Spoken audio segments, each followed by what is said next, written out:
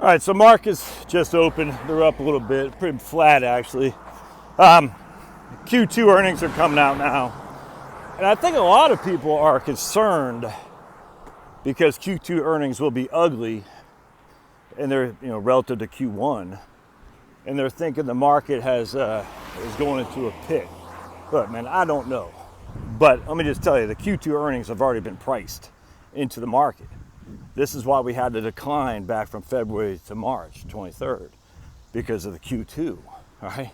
I mean, the idea that the market was just responding during that month to a coronavirus is silly. They're responding to the shutdown, recognizing that jobs is going to destroy, the economy, economic loss, and recognizing that Q2 from a GDP perspective was going to be bugly, as but ugly, on top, which inherently meant the earnings would be bugly to a factor of 2.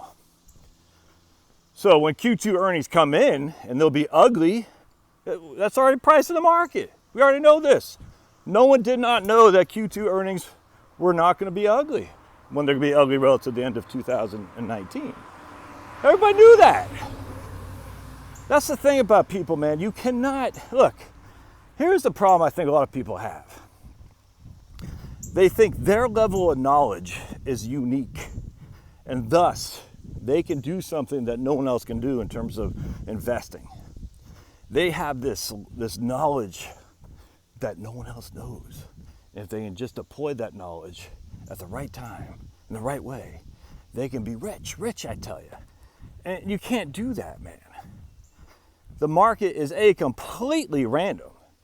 Even if you had knowledge of, I mean, you could go back and say, well, I knew Amazon was going to be the best stock in 2000. Okay. And in fact, it's funny because Motley Fool says buying this stock would be like buying Amazon in 2000.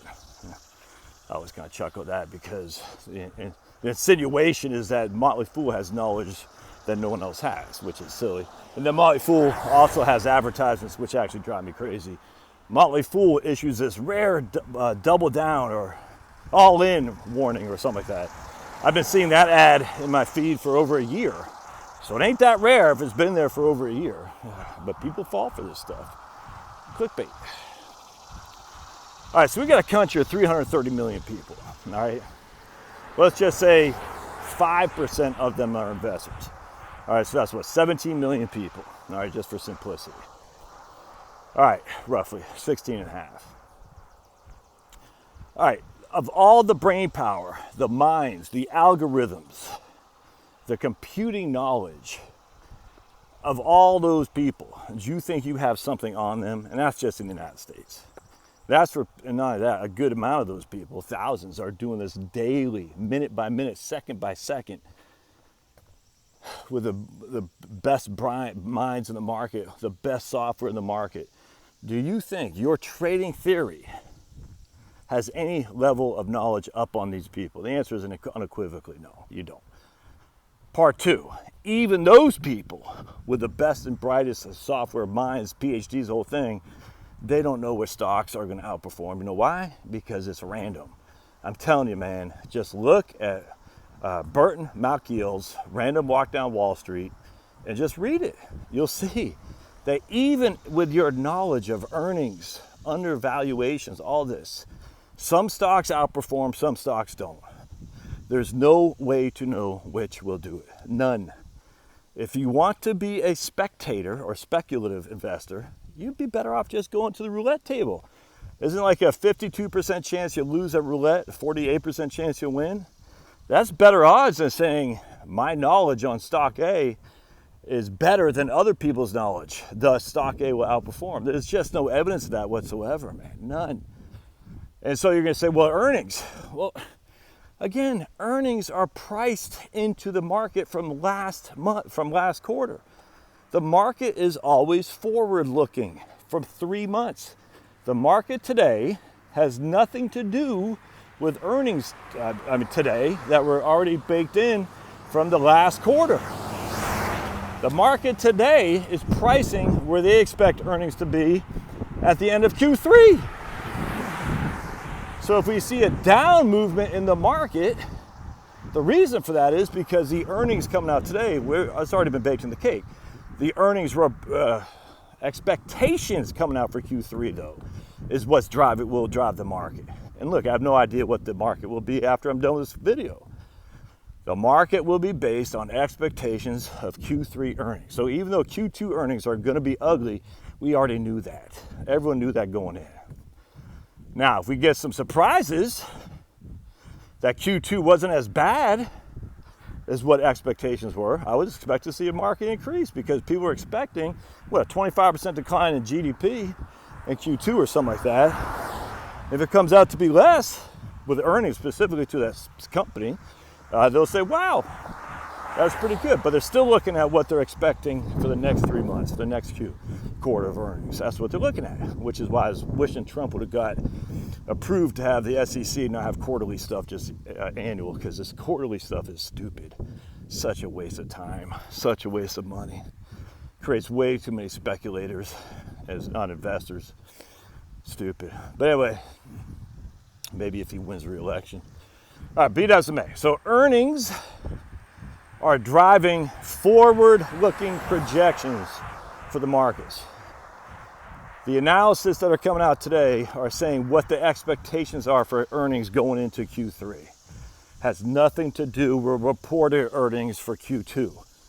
So Q3 expectations are, well, we had a surprise on the upside, or we had a disappointment on the down, but we expect that was a one-time deal because the riots or something like that, which we weren't anticipating. So they might say, look, man, our earnings are down 30%. We expected a 20% decline, so that's a 10% less earnings than what we anticipated. People are like, whoa. But say, but look, you can attribute that directly to the riots. I'm just using that for an example. And then investors will say, oh, okay, that makes sense. So other than that one-off, which is essentially gone now, the earnings itself would have been where we expected. So what's the prognosis for the next quarter? And they'll say, well, given that the riots are behind us, given that, I don't know, the freaking price of oil, price of gas, employee costs, you name it, this is our expectations for the Q3, and it looks better than we would have anticipated, thus the stocks will go up. Or they'll say, hey, it doesn't look as good as we hoped, the stocks will go down because they're anticipating, prices are based on anticipated earnings. That's what it is. Probably should have said at the beginning. Anyway, so remember, the market is always forward looking, and it looks forward a hell of a lot better than you can. I'm just telling you right now, so many people get caught up like, oh, I got this strategy. I'm like, man, you don't have information that no one else has. Now let's just say Jeff Bezos had dementia and no one knew that.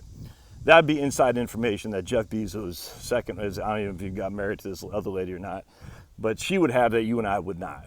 All right, so that you can't, and the senators, U.S. senators, of course, they have access to inside information. They can make bank on that. But other than that, no one has access to that information. At least they shouldn't be trading on it if they do. It's illegal to do that. So if they came out with a press release that said Jeff Bezos has dementia, well, Amazon would have taken on the chin big time. But you can't predict that. You don't know. I mean, you can assume.